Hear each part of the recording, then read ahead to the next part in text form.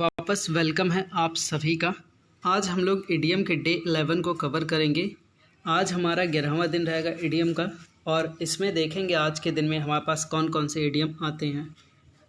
उम्मीद करता हूँ कि डेली आपको जो ईडीएम मिलता है, मीनिंग मिलता है, उसे आप तैयार करते रहे होंगे। ठीक है, आप लोगों ने एक चर्चा किया हुआ कि सर पेपर होगा कि नहीं इसका, तो मैं इसके लिए आपको बता दूं कि इसका डेट जो है, जो मैं आप लोगों से टेस्ट लूँगा इस सब चीज़ों का, या कह सकते हैं कि ऑनलाइन आके आप लोगों से पूछना बात करना रहेगा, तो वो 30 जून को डेट फिक्स किया गया है। ठीक है, 30 जून को आपसे ऑनलाइन आके किसी भी सोर्स से, चाहे गूगल मीट के सोर्स से या जूम ऐप के सोर्स से, आपसे बातें की जाएंगी। ठीक है, और हो सकता है और अगर सही पड़ा तो हम लोग उस पर डिस्कशन भी करेंगे।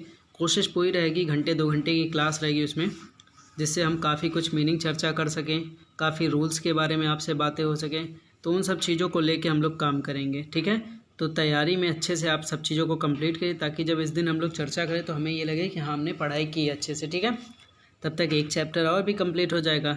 अभी सिंटैक्स कंप्लीट हुआ है, पैसिव कंप्लीट हुआ है, मीनिंग कंप्लीट हुआ है। सबको अच्छे से रिवाइज करते रहिए, फिर आगे काम होगा। ठीक है आइए 11वें दिन का पहला इडियम लेते हैं। पहला इडियम आज का है hold out the olive branch. ठीक है, ऑलिव ब्रांच से सुनिएगा। इस इडियम का पूरी हिंदी आपको मिल जाएगी और यहाँ की हिंदी आपको रटनी नहीं पड़ेगी। Hold out the olive branch का मतलब होता है, ऑलिव का मतलब आपने जाना होगा कि जैतून का पेड़ है। ठीक है, जैतून ऐसे बोलते, ऑलिव ऑयल, जैतून का तेल। जैतून का तेल माना जाता है कि ठंडक देता है, शीतलता देता है। ठीक है, तो इसमें देखिए hold out the olive branch, तो अब इसको क्या रिलेट किया गया है, शांति का दूत। तो जो शीतलता देता है वो शांति महसूस कराता है। ठीक है, शांत फील कराता है। तो ऐसे कंडीशन में ऑप्शन क्या होगा, to offer to end a dispute. ठीक है, एक विवाद को ख़त्म करने का ऑफर देना। ठीक है, आप बोल सकते हैं शांति का दूत। ठीक है, नेक्स्ट इडियम आपके पास है हस्बैंड वंस रिसोर्सेस। ठीक है, हस्बैंड वंस रिसोर्सेज। अब रिसोर्सेज का मतलब होता है, आपको पता है, साधन होता है। ठीक है, और हस्बैंड कह रहा है कि हस्बैंड ये एक रिसोर्स है या फिर एक साधन है। तो आगे इसमें लाइनों की हिंदी देखिए, सोच समझ कर खर्च करना। ठीक है, तो जब आपको बोला जा रहा है कि मतलब एक जो रिसोर्स है केवल हस्बैंड ही है, मतलब जैसे आप रिलेट करें कि कमाई का एक ही साधन है, तो ऐसे कंडीशन में क्या होगा, जो भी बंदा खर्च करेगा वो सोच समझ के खर्च करेगा। तो वही ये भी बोल रहा है हस्बैंड वंस रिसोर्सेज का, कि सोच समझ कर खर्च करना। ऑप्शन देखिए, to manage the purse very carefully and cautiously. ठीक है, फिर देखिए हैंड इन ग्लव। ठीक है, हैंड इन ग्लव्स, जैसे ग्लव्स होता है ना, उसी को ग्लव बोला गया। ठीक, इस ग्लव का मतलब तो आपको क्लियर हो गया, दस्ताना। हैंड का क्लियर है, हाथ, हाथ में दस्ताना, दस्ताने में हाथ, मतलब ऐसा कुछ बोला जा रहा है। तो देखिए दोनों का होता क्या, दोनों के बहुत करीब करीब रहते हैं ना, वही इसकी हिंदी भी है। कह रहा है बहुत घनिष्ठ मित्रता, दोनों एक ही साथ रहते हैं, हाथ में ही पहनने का काम है, तो उसे क्या बोला जाता है, बहुत घनिष्ठ मित्रता। ठीक है, ऑप्शन देखिए, ऑन वेरी इंटीमेट टर्म्स। अच्छा, अब इंटीमेट मीनिंग आपसे पूछा जाएगा कि इंटीमेट का मतलब क्या होता है। तो इंटीमेट की आपकी मीनिंग बहुत सारी है। ठीक है, एक होता है सूचना देना, ठीक है, इंटीमेट का, और एक होता है आपसी संबंध बनाना। ठीक है, आपसी संबंध बनाना, या फिर आप कह सकते हैं अवैध संबंध बनाना। तो इंटीमेसी एक शब्द का यूज़ होता है, इंटीमेट से ही बना इंटीमेसी, उसका मतलब होता है अवैध संबंध बनाना। ठीक है, फिलहाल आप इसको भी याद रखिए, बहुत ज़्यादा करीब होना। ठीक, अच्छा ठीक। नेक्स्ट आपके पास है hold the enemy at bay. ठीक है, hold the enemy at bay. अब देखिए एनिमी का मतलब आपको पता है शत्रुता होता है, होल्ड मतलब रोक देना। बे का मतलब क्या होता है, तो बे ऑफ बंगाल आपने सुना होगा। ठीक है, तो बे का मतलब होता है खाड़ी। ठीक, एक मीनिंग तो आपको बे का मिल जाएगा, खाड़ी, और एक मीनिंग आपको मैं बताता हूँ जो इसका मतलब क्या होता है। एक मीनिंग ये भी होता है भोंकना। ठीक है, ठीक है, भोंकना। ठीक, तो कह रहा है कि टू होल्ड, रोक देना। ठीक है, होल्ड मतलब रोक देना, द एनिमी, एनिमी को, ठीक है, दुश्मन को, एट वे, भोंकने से रोक देना या कुछ कहने से रोक देना। ठीक है, आपकी हिंदी बन गई, दुश्मन को बहुत नज़दीक आने से रोकना। हो गया ना, जैसा सेंटेंस लिखा है वैसे आप सेंस लगा के इसको सही कर सकते हैं। ठीक है, दुश्मन को बहुत नज़दीक आने से रोकना। फिर देखिए ऑप्शन क्या लिखा है, prevent the enemy from coming too near. ठीक है, प्रिवेंट का मतलब होता है रोकना।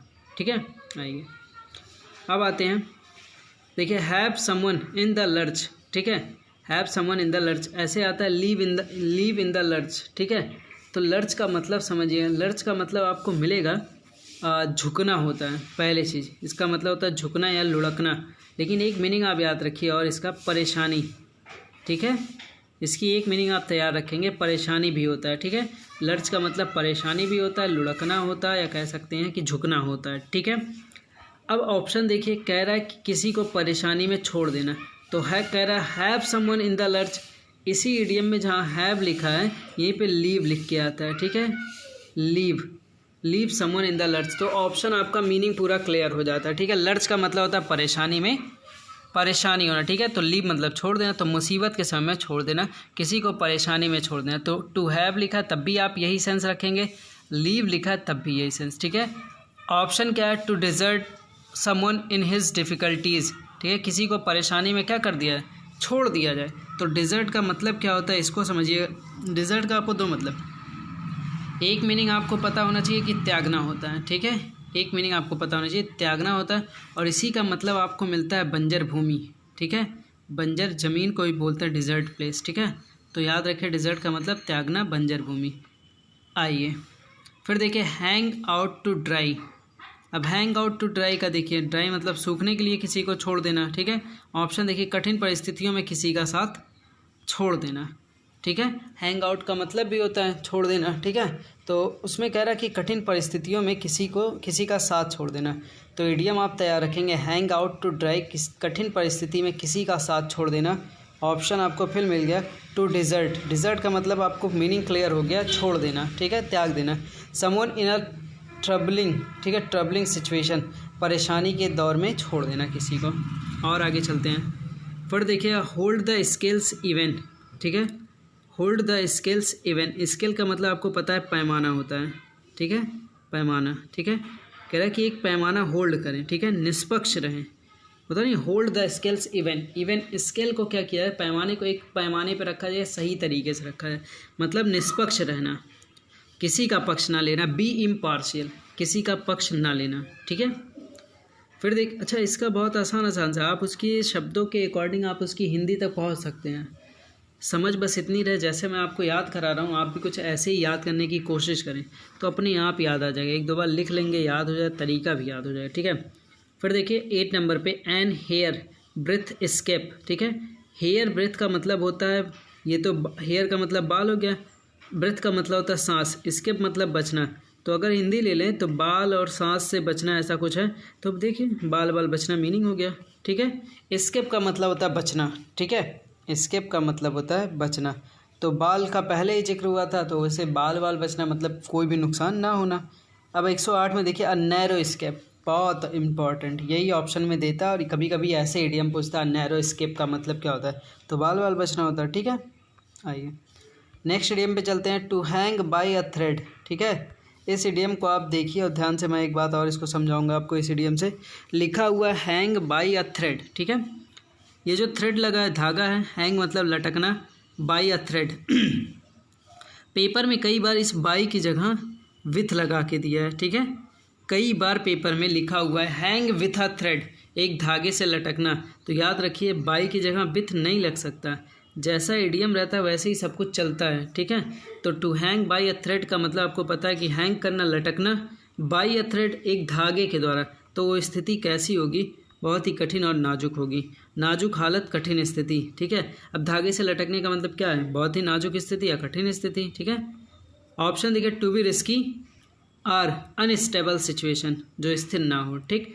लास्ट इडियम आज का देखते हैं, हिमालयन ब्लंडर, ठीक है, हिमालयन ब्लंडर। ब्लंडर का मतलब होता है आपको पता है बहुत बड़ी गलती होती है, ब्लंडर का मतलब क्या होता है, बहुत बड़ी गलती होती है। हिमालयन का मतलब हो गया हिमालय, कह रहा है कि हिमालय जितनी बड़ी गलती, ठीक है, हिमालय जितनी बड़ी गलती, तो एक गंभीर गलती, इसकी हिंदी क्या आ गई, एक गंभीर गलती। देखिए मीनिंग तोड़ निकालेंगे, आपको इडियम पूरा अच्छे से क्लियर हो जाएगा, समझ में भी आ जाएगा, ठीक है। ऑप्शन ले लेते हैं इसका, a very serious mistake or error, ठीक है। तो आज के लिए इडियम में इतना ही, मिलेंगे अगले वीडियो में, ठीक है।